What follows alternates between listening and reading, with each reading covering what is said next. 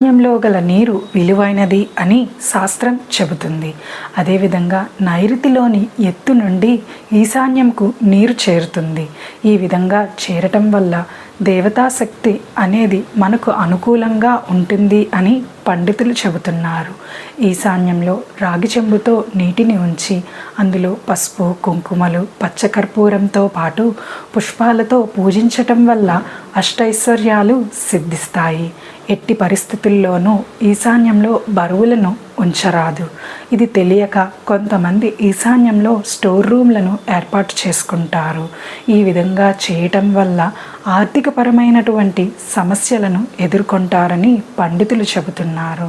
అంతేకాకుండా రాగి చెంబులోని గల నీరు లక్ష్మీదేవికి ప్రీతిపాత్రమైనది. గుమ్మం ముందు రాగి చెంబుతో నీటిని ఉంచటం వల్ల లక్ష్మీదేవి ఆగమనానికి కారణమవుతారు. స్వస్తి.